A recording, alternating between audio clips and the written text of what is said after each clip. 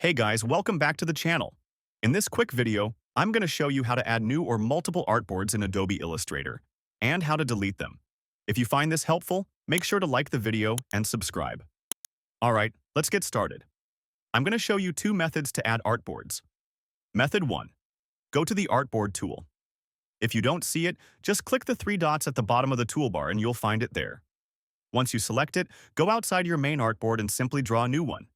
You can easily adjust its size and shape, and you can create as many additional artboards as you want using the same tool. To delete an artboard, keep the Artboard tool selected, click on the artboard you want to remove, and press the Delete key on your keyboard. Method 2. Go to the Artboards panel. If you don't see it, go up to Window, and you'll find it there. To add a new artboard, just click the plus icon at the bottom, and a new artboard will appear. You can repeat this to add as many artboards as you need. To delete one, simply select it from the panel and click the trash icon, and it'll disappear. And that's it. Thanks for watching.